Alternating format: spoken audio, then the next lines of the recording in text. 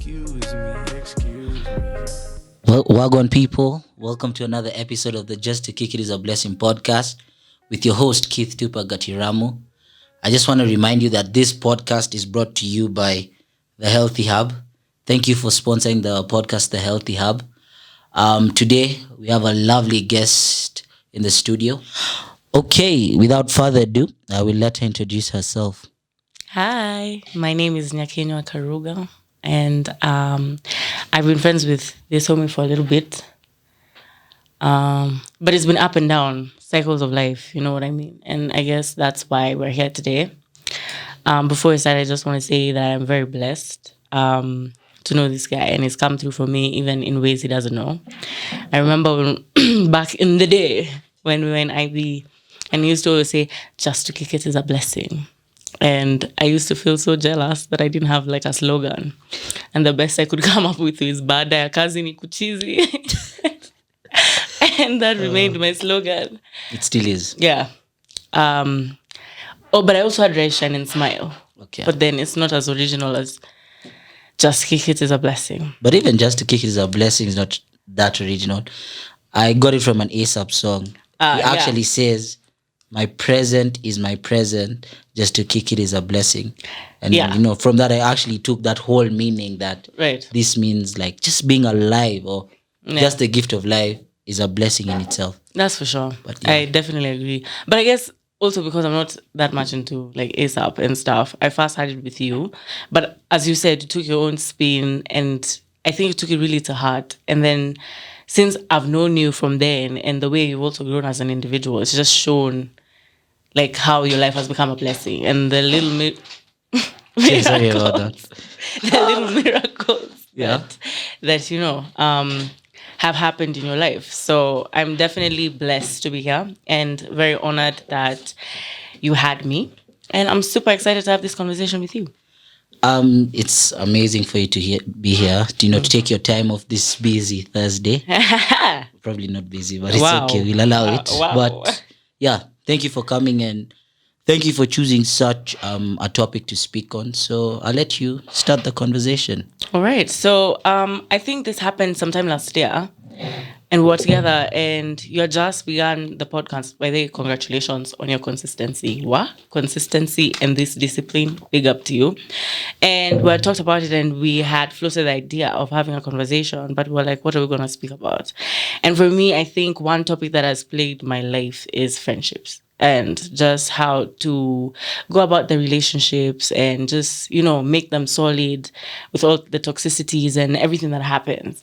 So I think it's reached a point where both of us were like, okay, so the friends that we thought would have been our forever friends, the people who we thought would be standing with us and whatever, majority of them are not there, or we've drifted apart. So this topic is about friends and drifting apart with age. So for me, personally speaking, I normally used to take that to heart. But one thing that I've come to learn is that friendship is not static. It's not immutable. It has to ebb and flow in different ways. And part of the variables that come with that is the aspect of change and life events. Sometimes you actually just drift apart because life gets busy. Life is about change. Yeah. Life itself is not static. It's not. It's very hard to expect a certain aspect of life to stay the same. Exactly. And then the other aspect is the fact that we also all evolved. If you think about it, even biologically, my human cells have to break down, die, and regenerate every single day for me to be healthy, for me to carry out with everything. The same way, I think, in friendships, that you also have to evolve. And as an individual evolves, you have to have that space to accommodate the other person to also evolve. And I think that's one of the mistakes that I made when it comes to expectations and disappointments. And I'm a person who loves very hard. And I don't know how. I'm an extremist. I'm either for you or I'm against you. I either penda you or I don't. I'm not a diplomatic person. I don't mince my words. I'm either there or I'm not. And I think part of growing up was me understanding that that's who I am. Many a times, I think we always focus on the bad things or our weaknesses or things that can be strengths to be also seen as weaknesses. So, for instance, being an extremist for a very long time, I used to fight it. I wanted to be as diplomatic as my father or be able to be accommodative to everybody, but I wasn't built like that. And so, for a very long time, it was hard for me to accept myself. And thus, my friendships also suffered because I was not being a friend to myself. I couldn't be friends to anyone else. It's very important. If you're not afraid, if you can't be yourself's friend, Yeah. then it's very hard. It's the same thing as love. If you can't love yourself, then it's very hard to love someone else. Right. And it just like in everything in life, everything has to start with you. If it doesn't start with you, you're always just going to be hopping and bopping and looking everywhere and you won't find it. And I think that was my experience with friendships and why they've been so difficult to maneuver and why they have caused me so much grief. Because everything that I've been searching for, I wasn't that myself within myself. And I think that deception of self and the fact that I wasn't willing to accept where I was as who I was is what caused me so much turmoil. And in retrospect and in hindsight, it just makes me, first of all, apologize and ask for forgiveness for all the people that I've crossed because I didn't understand myself and I wasn't willing to accept myself. Because there's this quote that I love that says, hurting people hurt others. And if you don't heal what cut you, you will bleed on those who didn't hurt you. And that's what I did. I bled on so many people for things that They didn't do. Yeah, that had nothing to do with them. And it was baggages and packages from other relationships. And from the onset, like I'd set such unrealistic expectations for them and for me as well. And that led to so many downfalls. It led to so many unforgiveness and bitterness and guilt and shame. And friendships are just really difficult. And when you find toxic friendships or you're a toxic friend, and it's okay, guys, to accept that we each have toxic traits. It's true. We're human beings. Human is to error. And I think once we strip off the shame and the guilt of toxicity and learn to address each other with compassion and care, we can move forward. But that's what I had to do for myself first. And that's why I'm saying I was not a friend. I was not a good friend to myself first. I was very nasty to myself. From my self-talk to the expectations and standards I set for myself, to the fact that I was born a people pleaser. So automatically for me, my love was, unless you need me in your life and I'm doing something and I know I'm doing something useful in your life, then I don't feel like I'm useful to your life. So it depreciates my value in your life and then I feel less loved or less appreciated. And so then I withdraw. And from withdrawing then, it causes you to feel some type of way. Oh, yeah, for sure. And then you're just like, okay, what's up with this mama? And then after that, I withdraw further because I don't know how to express what I'm feeling. I think for me, it's always been the same until, and I think I'm still working on it, is that aspect of, people like pleasing but not like you. For me, like, I try to be there for so many people, or I try to do so much, even though it's overstepping my boundaries. Yeah. And even the other day, my friend Shane told me, bro, you need to realize that this person is not your friend. And once you realize that, you'll stop getting disappointed. The thing about you, Tupac, is you think that this person is your friend, and it's clear that you care about them, but it's not a two-way street. It's not. So once you realize that, all that disappointment and hurt that you feel will disappear. And for a while I reflected on it, and I still do. And he has a very good point. And especially yesterday when I was reading on the stages of friendship. Yeah. I think stranger, then acquaintance, casual friend. Yes. Close friend, and then intimate friend. Yeah, and I think when I look at that person is probably a casual friend. Yeah. But for me, I took them up to more of a close or intimate friend. Right. Where for them they have no interest in being that person for you. Exactly. Yeah. and it's totally fine. You it's you fine live and as you well. learn. Yeah. Actually, that is one of the most bittersweet things. Shout out to your friend Shane, because that's also my personal experience with respect to this. There are people who I think that's why I connect with you, because I like being bubbly. I like being bubbly, and we're happy and we're having a good time. So when someone is not having a good time, I want to take their burdens. And sometimes you take them so much so that they overstep your boundaries, as you've said. And now for me though, the part that used to kill me was I would automatically, after a good heart to heart, what we used to call DMC, right? I'd now make everybody my close friend, my close friend, my close. So you're all just my close friend. And then on the other side, this person is just not thinking like that. For them, it was, okay, I needed someone to speak to at that moment. And Sylvie had created that space, so why not? And so even for me, and I love what Miles Monroe says. He says you have to qualify and quantify your friendships. And one thing that I keep on repeating to myself is know your lane and stick to it. And by the way, there are people who are not going to love you. They're not going to like you. It's and true. That's okay. That's life. You're also not going to be for everyone, whether you want to be or not. And that's okay. And you see, those are some of the things that I think were very hard for me to deal with because of my childhood traumas and the way I was bullied when I was in primary school, and how it made me shape myself and look at myself, because I was always a very bubbly person.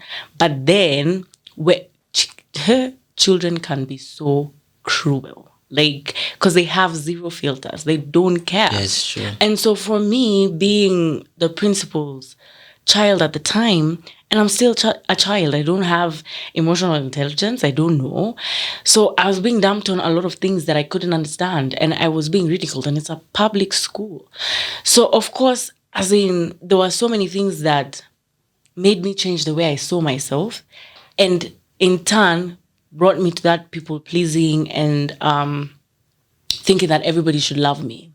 No, everybody should know me. I should make an impact in everybody's life. And I don't know. I think like one of season 1's episode, I think episode 9. Yeah. I think it's titled I used to want to be famous. Yeah. But now I just want to be happy. And yeah, for me, that's the same thing where I'd overstep my boundaries just to make other people happy, or just to be part of certain people.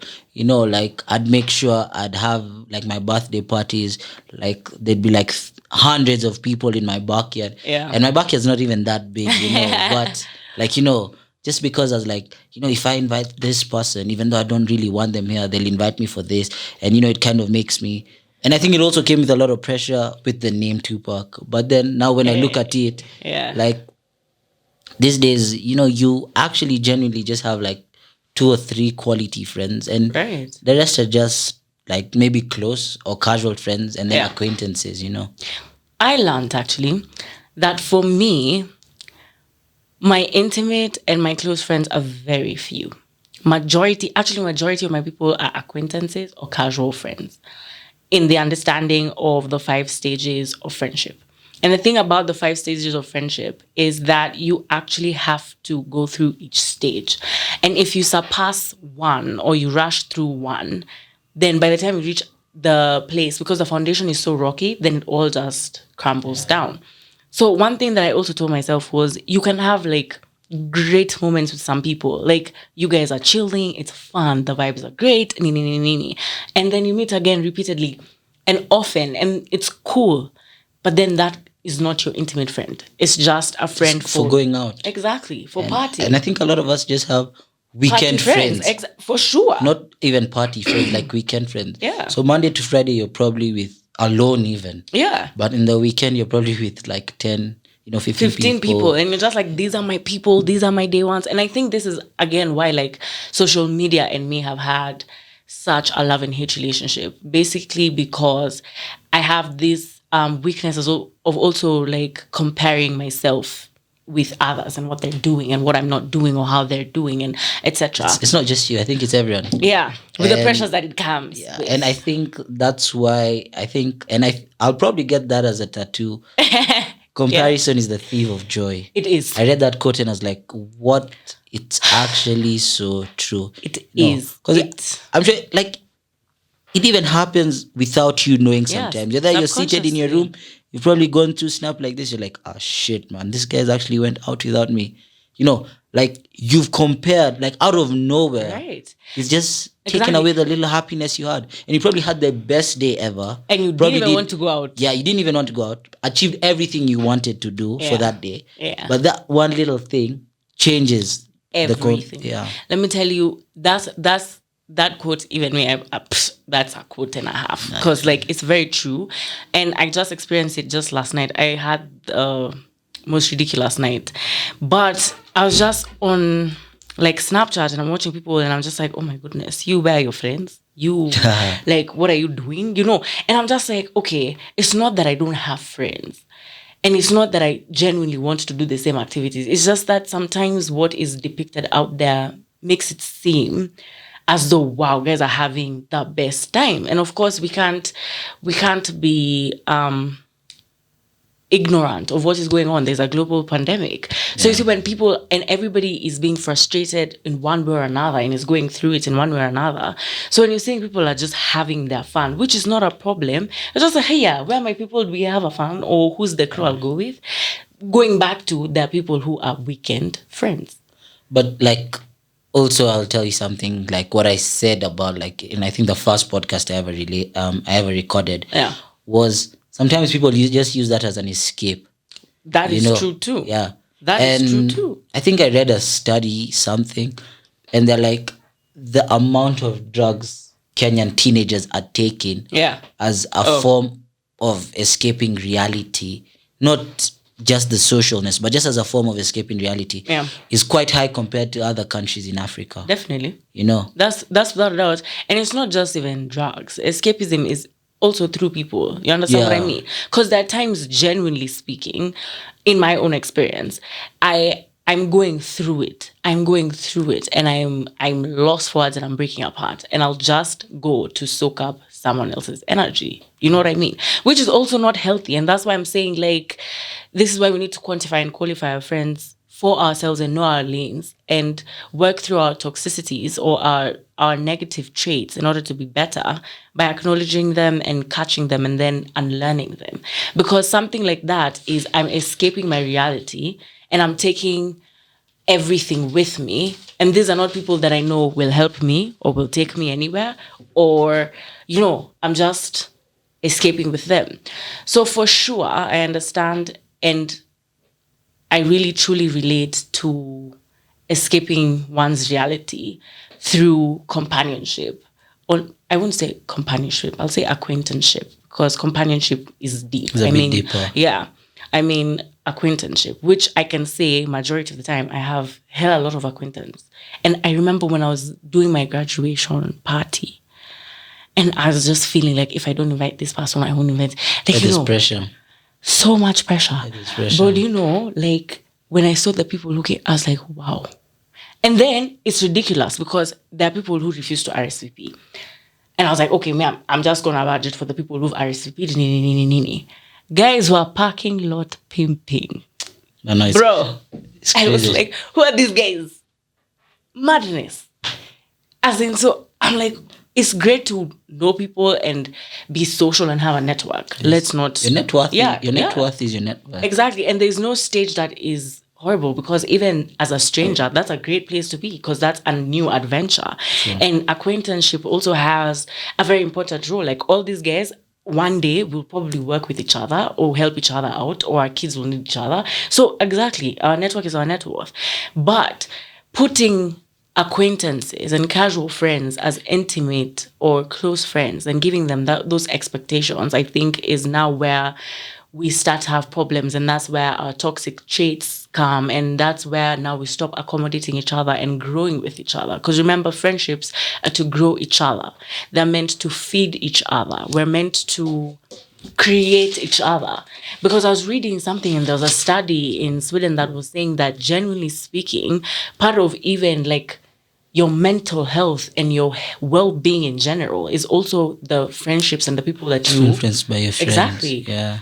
You have around your space. So I think that is or that was my challenge, that people who are my strangers and acquaintances, I expected them to be my intimate and close friends. And that's not what they wanted.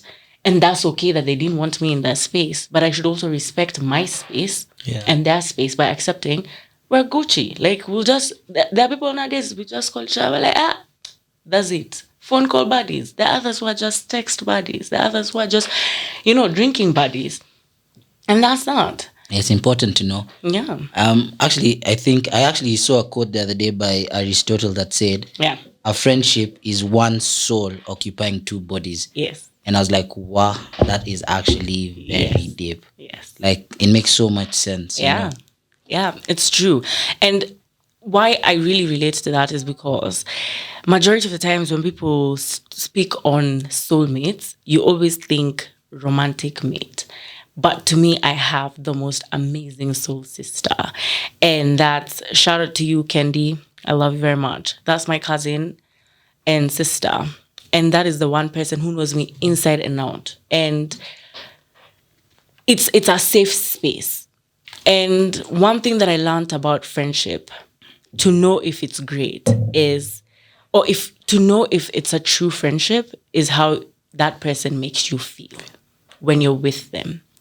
Because if you're trying to water yourself down, if you're always trying to correct yourself, if you're always trying to hide your insecurities, you can't be upfront and candid with them with whatever topic, and your communication is not great. Your conflict resolution is always shouting at each other and daggering each other and hitting below the belt. That is not your friend.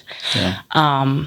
That is a person that you have attached yourself to, and you've attached to them toxically, and they are feeding a toxic trait that you also have, that you have to deal with. And this, through the lens of my soul sister, she's one of the people that has always had my back, but she's one of the greatest motivators and role models that made me learn how to introspect. She told me, for me to have any kind of relationship, I always have to feel secure. Yeah. And for me, security means I can be 100% nyaks, like just me, and I don't feel like I have to mince anything. And once I started realizing that, I started evaluating the people around me. I started realizing there are people that I call my best friend. I'll be around, but I wouldn't even tell them anything that has happened to me, whether it's good, whether it's bad, whether it's casual. I'll just nyamaza. And even when they ask, I'll give them a surmised version of it. It's not going to be this and this and this, But then they'll be able to dump everything that they're saying, but me, I won't feel. I realize, that's not your friend. Another situation or another example was where before I used to have so much anger, resentment, and I used to be very aggressive in the way I spoke, because the only way I knew how to express myself was in anger. I didn't know how to express frustration except through anger. I didn't know how to communicate except through anger. So it was either I'm, again, extremist, happy and bubbly, so I'm woo, or I am vexed out of my mind. And many people actually, and this was not even a good joke, used to say that I was bipolar. And it really messed with my mind at some point when I was younger, because even when I started thinking, okay, are you bipolar? But guys, educate yourself before you start labeling people with different things. So yes, I'm not bipolar, but I am an extremist, and that is part of my personality, and that's part of my persona, and I had to understand. So when I started introspecting my root of my anger and why I was so rough, I realized it's because I'm angry with me because of how I was treated with my fast friends. And so, guys, friendship is really important. And how you relate with others is something that we should all take into consideration. And take it from someone who I'm genuinely coming from an angry, bitter, unforgiving, vengeful, vindictive, and aggressive girl. I used to be so rough. I'm so sorry to everyone who was under my wrath, because I was rough. But I'm coming to forgive myself, and I hope you forgive me too. And I pray that any hurt I inflicted on you willingly, unwillingly, knowingly, unknowingly, that you'll find it in your heart to forgive me, because that was never my intention. And that's another thing. If you don't, again, as I said at the beginning, if you do not heal what has cut you, you will bleed on those who didn't hurt you. It's true. Yeah. It's true. Someone actually told me that the other day. They're like, it's very hard to start something fresh if you're still, for you to, it's like a monkey swinging on a branch. It has to let go of one to catch the other. Yeah. So if you don't let go of this, you'll tend to miss this, or you can't reach it. Right. You have to let go of this, right. to actually grab that. And like you said, I really love what you've talked about, like, learning to get to know yourself, And I think a lot of us, we fail to learn about ourselves, you know. And even for me, like, there's things like these days I'm learning about myself. And like I said, I actually also read a quote the other day that said, the longest journey is the journey inwards. Always. And I was like, wow. Like, always.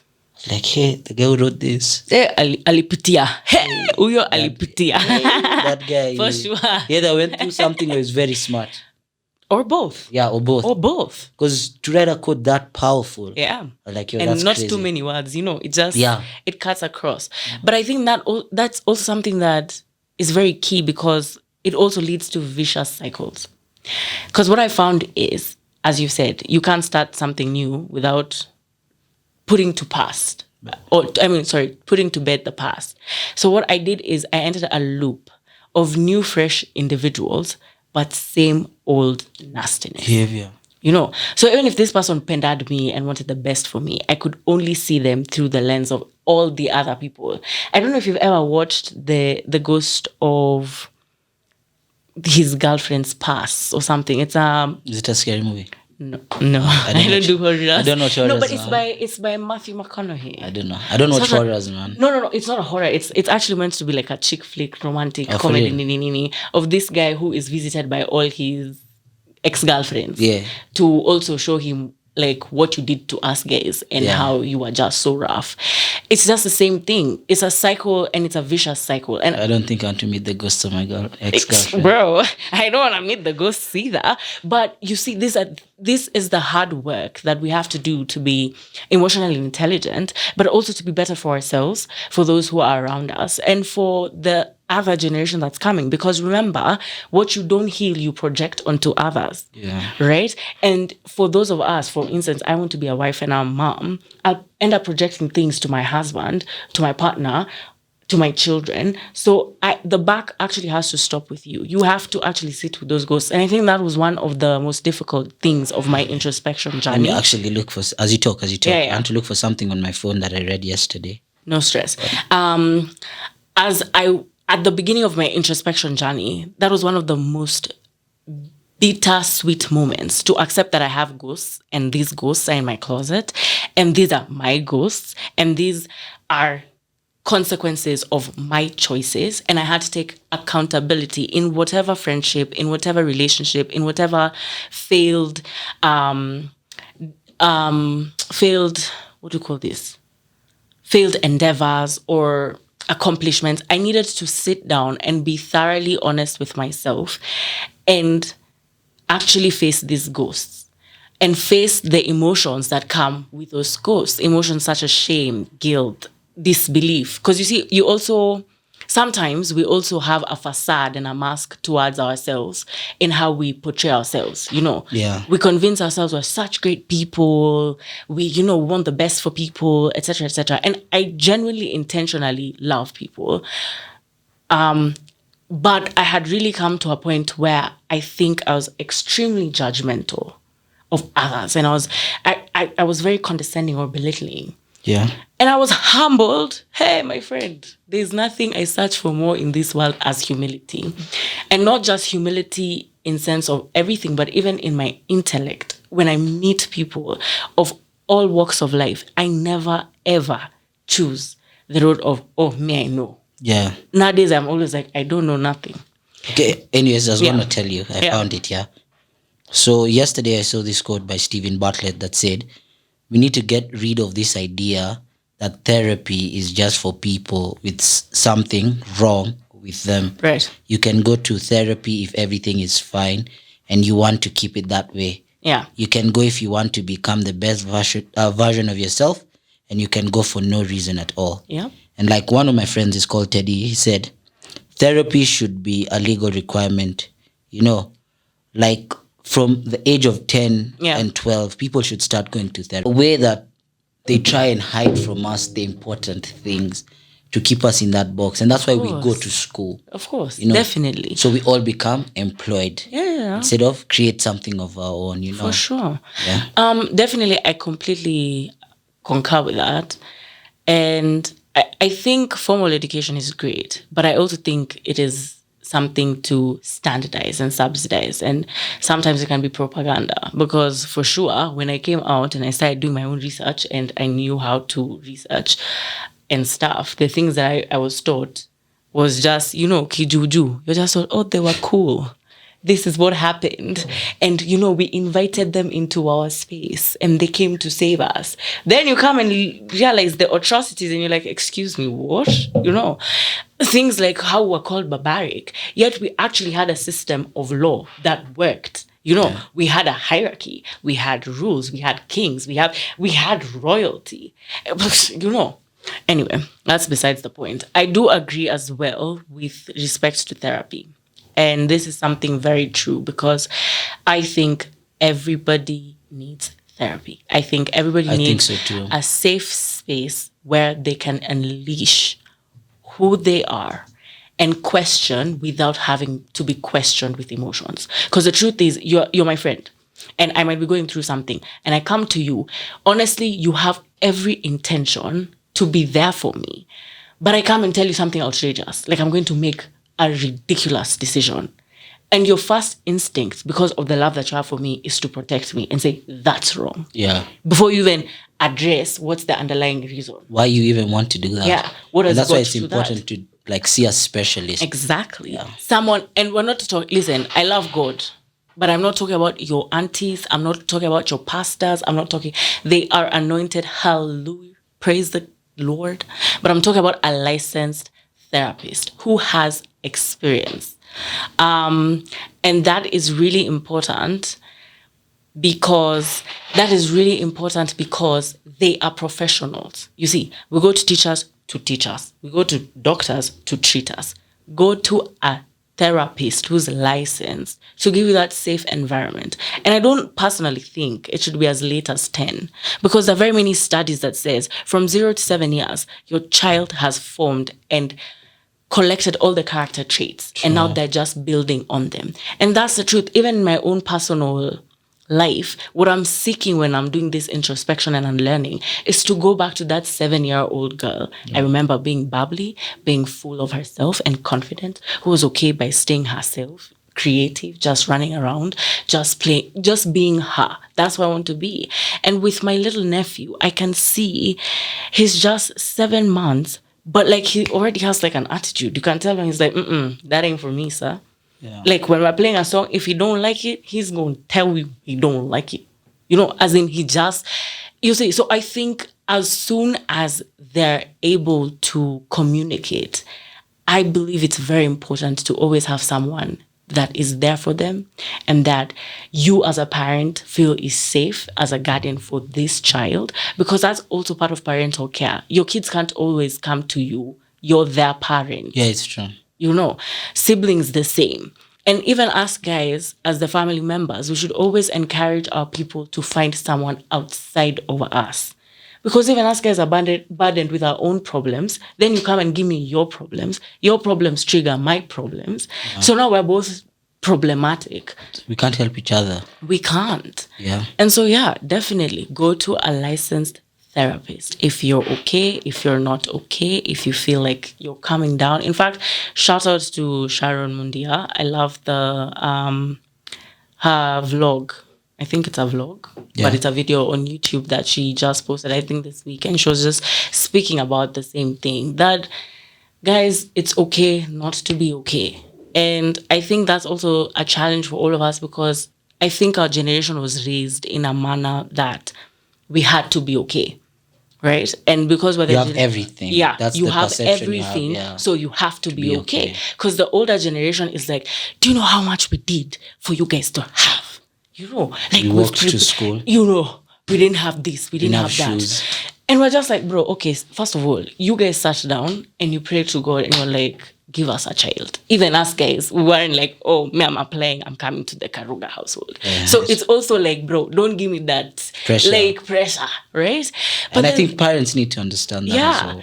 And then now, for guys like you who have siblings under, they're now even in a different world than we were raised. Because us guys were still raised with Simoya Jami, with the booths, you know, like with Nokia 3300, you know, still with analog digital, fine. These guys are deep in the digital space. And their minds are still forming. The amount of things they're consuming is crazy at the rate they're consuming. I was watching I was reading a newspaper that was talking about how like the younger generation trusts social media more than they trust like libraries. And I was like, wow. That's crazy. The power of social media. Social media is crazy, man. It's mad. So you see, and with that's why it's playing on people's mental health. Exactly, because your mind is either your greatest asset or your worst friend. It's true.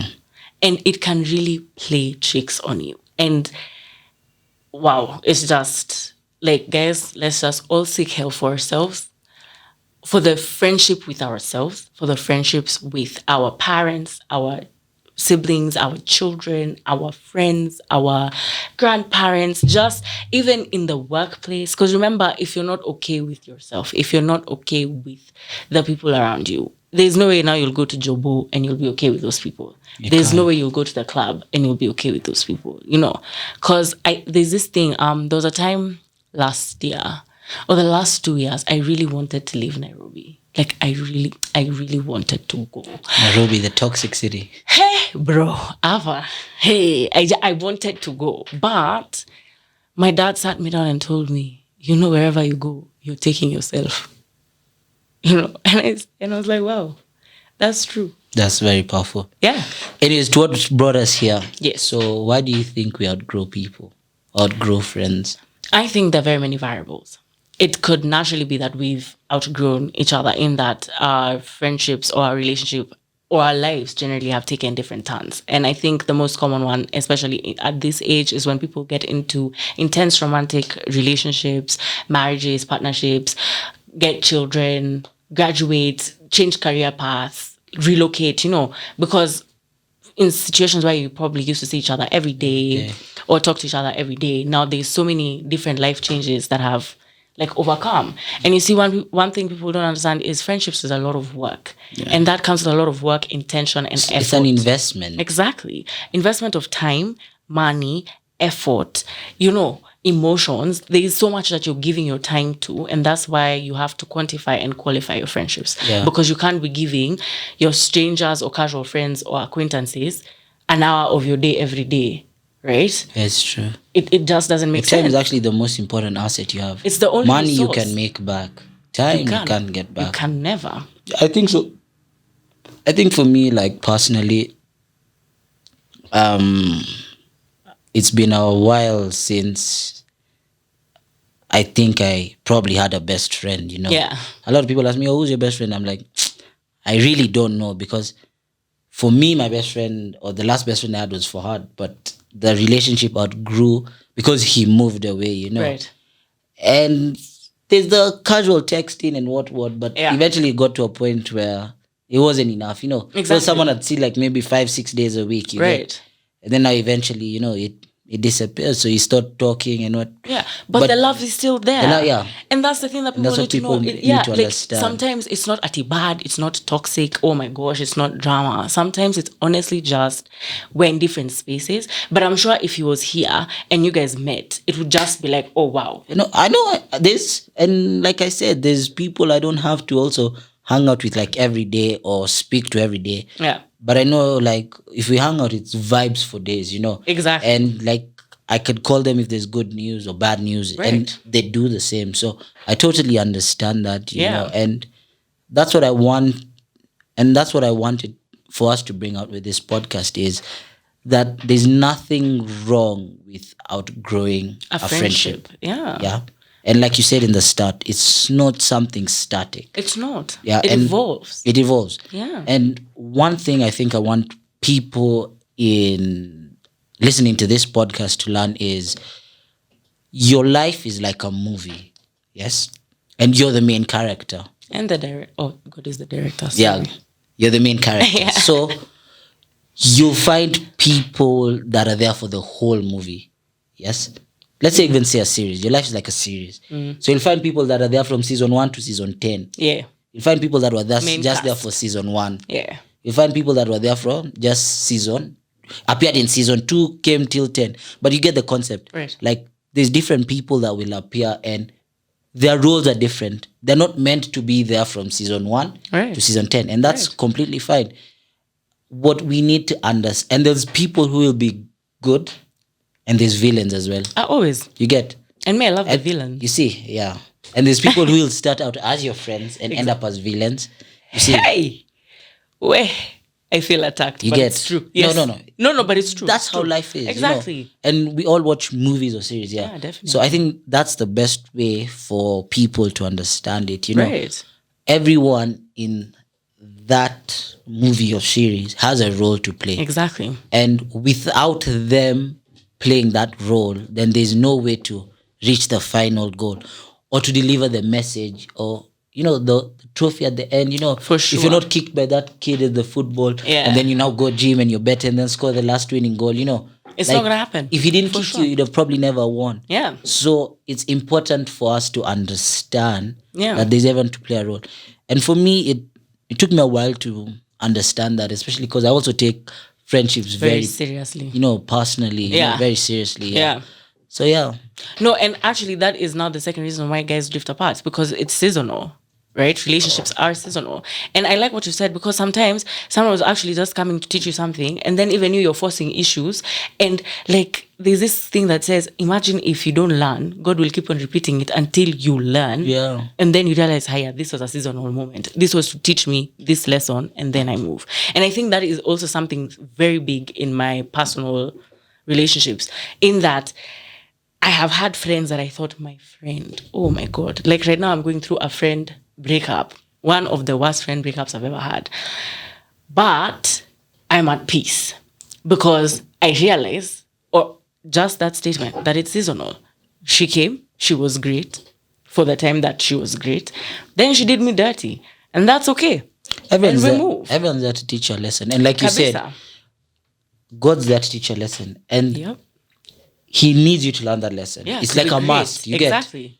And For the my more you purpose. ignore the lesson, the tougher the lesson gets. Weh. You get? So it's just like gym, yeah? Yeah. You lift 10 kgs today. Resistance. You've refused. He puts for you 20. Yeah. Puts for you until you say, hey, okay, this is how this and this is, you know, meant to be done. Definitely. I completely agree. So other than that, of course, there's the loyalty issues. Me, I'm a guy who I am loyal to a fault. Loyalty is not even something that I play with. And so I think that also is coupled with trust. When you find that loyalty and trust are broken, then that is also why people drift away, because they're just like, hey, the way this person did me dirty, I can't even come and talk to them about it.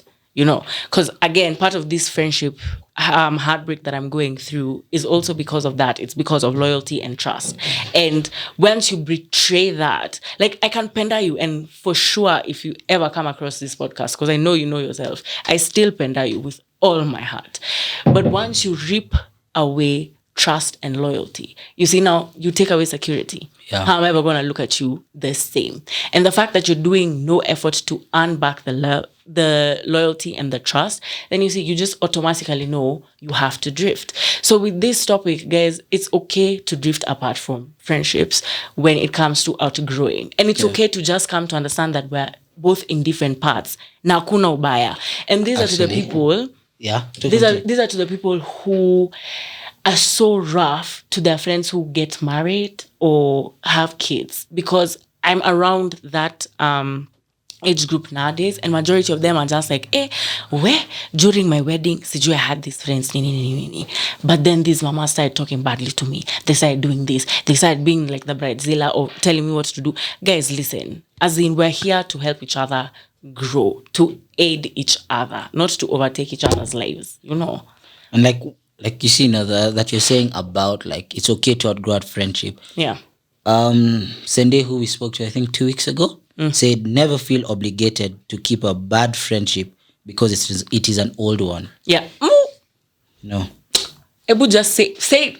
Just say it again. Say it again for the people at the back. Never feel obligated to keep a bad friendship because it is an old one. Yo, shout out Sende.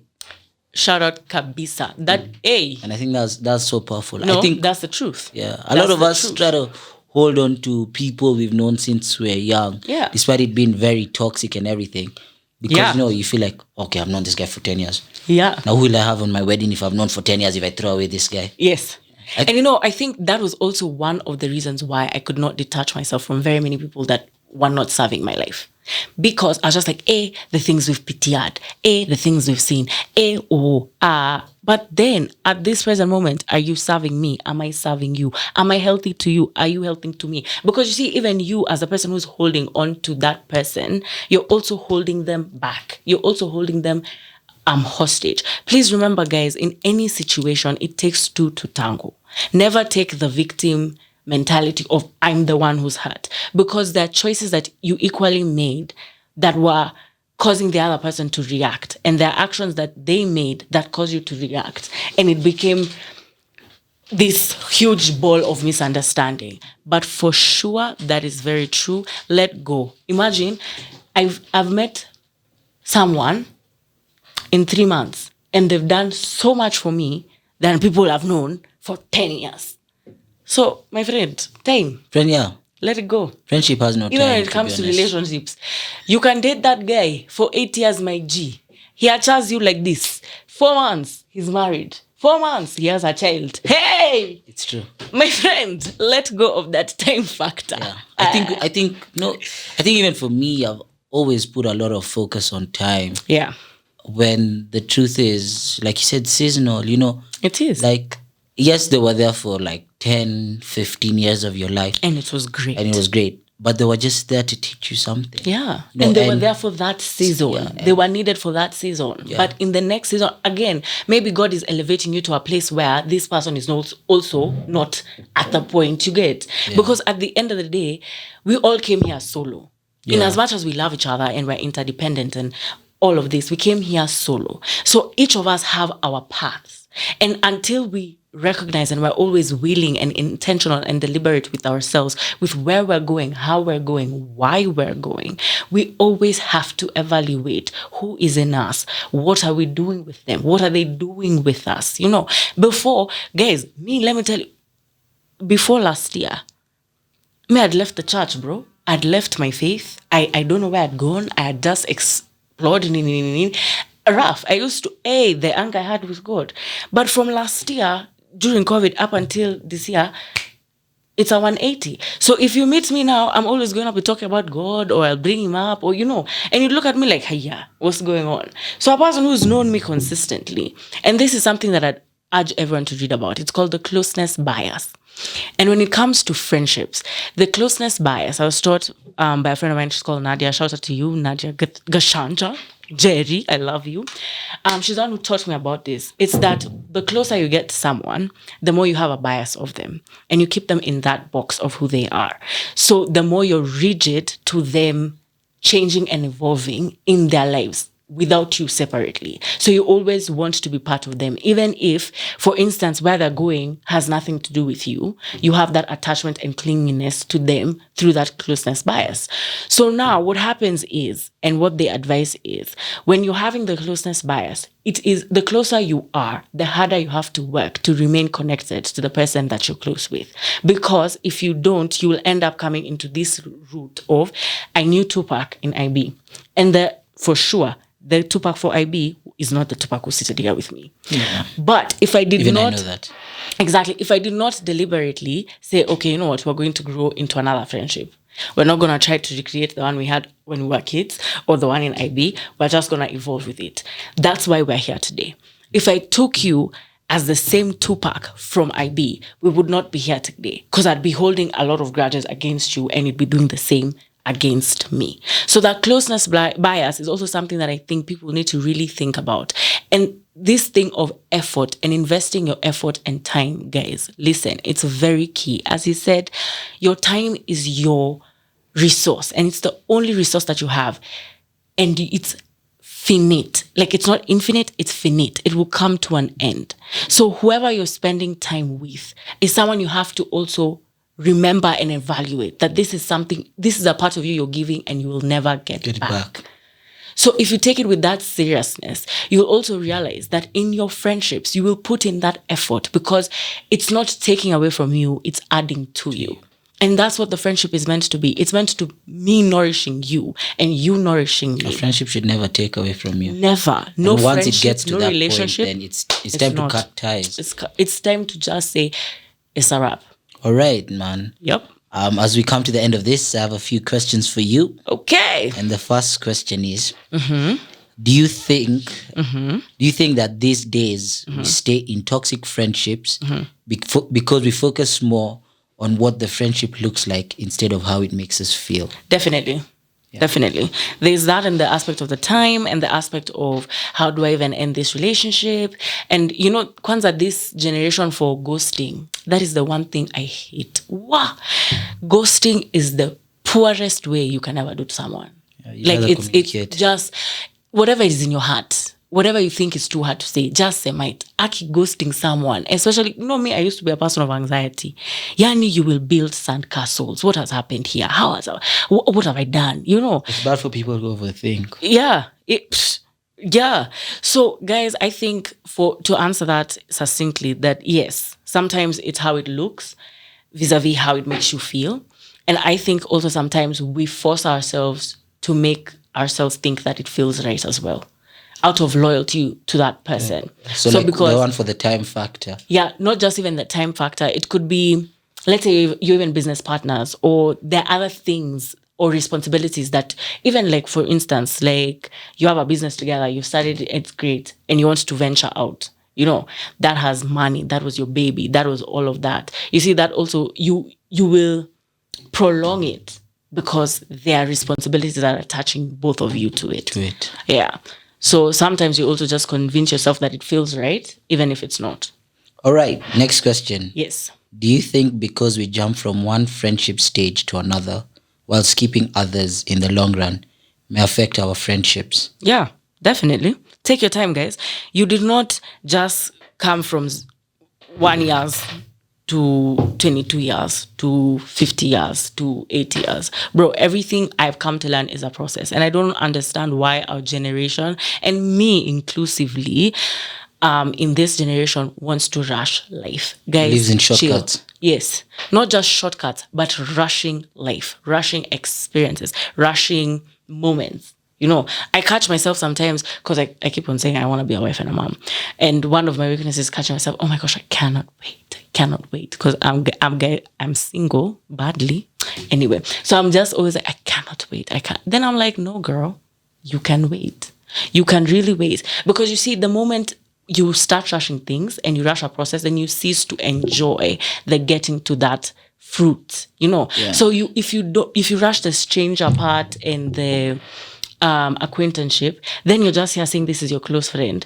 You also miss the red flags, You also miss the character in this person. And you cease to enjoy those little unserious things, like just how you laugh.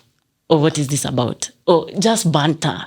Nah. The thing for rushing things is actually very important. Yeah. When my uncle used to tell me, relax, Tulia, because I'd go with the girl that I'd be seeing at that time, like, yeah, I think this done.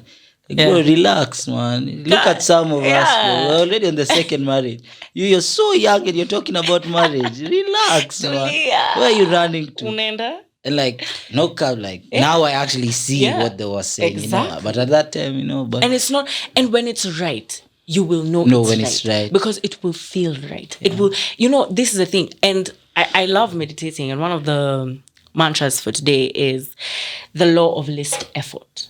Right? We don't have to do all of this to get all we want. It's one of those things where don't rush the process. Yeah. Even with teeth. Just think about teething. Like, bro, it's so excruciating. But to get all those things, they have to pop one by one. And you have to feel that pain one by one.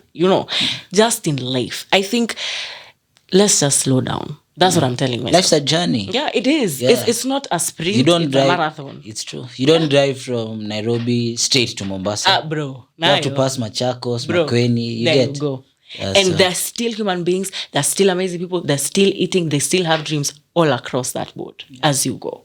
So for sure. And you never know along the way something can change your life. Kabisa. All right. I think we've spoken about this one. Yeah. So it was the one about time and communication. For sure. And saying, do you think there's this misconception that a strong friendship involves constant communication and time spent together? But I think for that one, what I want to mention about communication, because I think this is also something that I'm learning for myself because I'm big on communication, is that silence is also communication. Yeah. All right. Body language is also communication. Gestures is also communication. And these are the things that that subconsciously, we will also communicate. So this question, I think, was relating to texting all the time or being on the phone all the time. That one, I think, is ridiculous. Yeah. And people are busy. And we forget. And me, I'll just speak on my own. I am horrible at texting and calling. Kwanza calling, me, I'm the guy for watching your phone. Because as in picking up is difficult for me. Texting, I give it 1 to 2 weeks, depending on how serious it is, Yeah. But I communicate in other ways.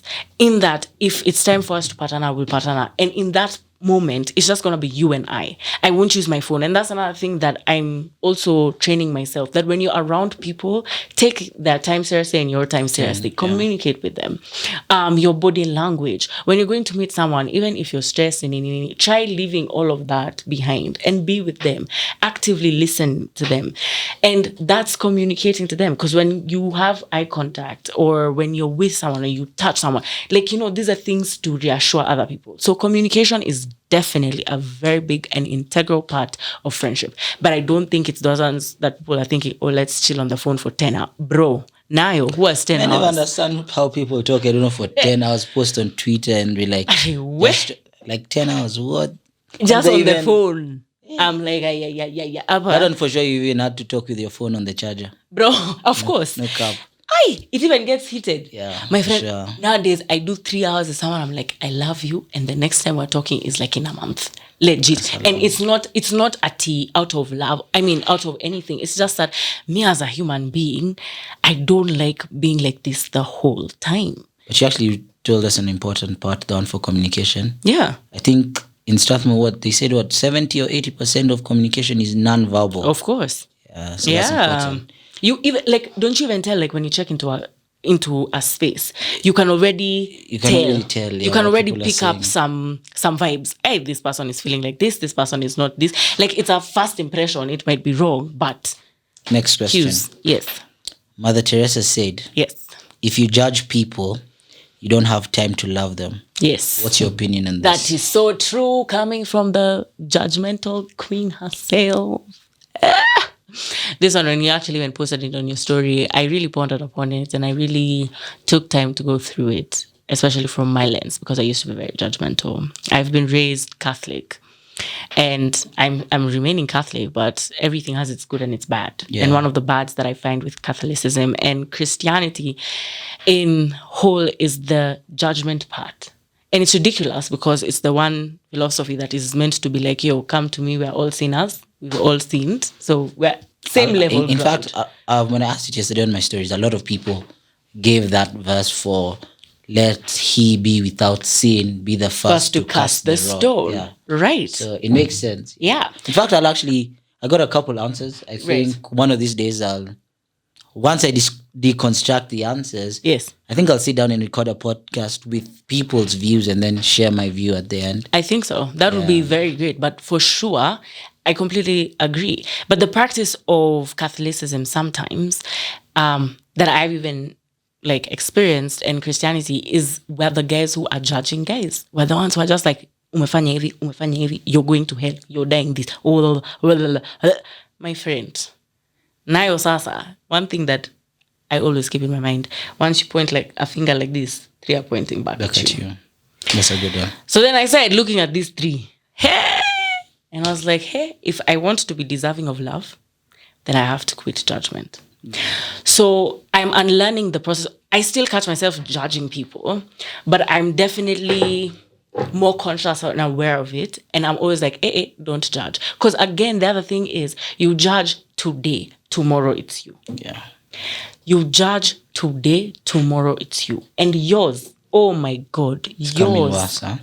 It comes and it shames you. I'm telling you, humbles you. So, to the last question of the day. Yes. In regards to friendship, right? What advice would you give a younger Sylvie and an older one? I would tell a younger Sylvie, don't rush the process. Those that are for you are for you. And you will know they're for you. Because I feel like deception and manipulation can be skewed sometimes, but genuine love cannot hide. You can't put it under the meza. When someone penders you for free, nakupenda ya bure, for real, it can't be hidden. Energy. It can't be masked. It can't, energy can't. It just can't. So I'd tell her, imagine this, just relax. Don't force things. Don't expect things from people. Be content with where you are, but more so accept yourself and be your number one friend. Be your first friend. And the older you? Be gentle, Nyaks. Because I'm still unlearning a lot of things. And I'm unlearning, relearning, and learning. Living to be the best version that I can be. But part of these things, and I think part of the realizations or acknowledging your toxicity sometimes is you beat yourself down. Yeah. And especially when you come to realize that you also inflicted pain on people, and pain that might have changed the trajectory of their lives in a negative way. Especially when that was not your intention. Because as I said at the beginning, it's never been my intention to hurt anybody or to make them feel less of themselves or to make them feel boggled or beaten down or just, as in that hurts me. Yeah. And for me, I want to be gentle with myself and realize that it was not right and I have to take accountability. And that's why I asked for forgiveness. And deeply, genuinely, I'm asking for forgiveness. But also to forgive myself because I did not know what I was doing to other people. And I did not accept when I should have. And that was wrong of me. But I forgive myself and to be tender with myself. But then also to be open to new friendships and new acquaintances and not to close anyone off, just to be open, to be adventurous and to just, be patient, be present. Thank you so much for spending your time. Really appreciate. We hope that the audience has a few things to learn from. I definitely have learned something. Thank you. So thank you. Thank you for having me. I'm completely honored. Well, Wagon people, welcome to another episode of the Just to Kick It is a Blessing podcast with your host, Keith Tupac Gatiramu. I just want to remind you that this podcast is brought to you by The Healthy Hub. Thank you for sponsoring the podcast, The Healthy Hub. Today, we have a lovely guest in the studio. Thank you. Because I said without further ado, I'll let the person, So now, closing. Okay, for those who have made it this far, we really, really, really appreciate. I want to thank you for spending your valuable time to listen to what we had to say. I hope that you've learned a thing or two about what we spoke about today, about the aspects of friendship. Remember, we're all social beings. Be a good friend and have good friends around you. Remember that the podcast is brought to you by The Healthy Hub. Thank you for The Healthy Hub's team for sponsoring this podcast. See you next week.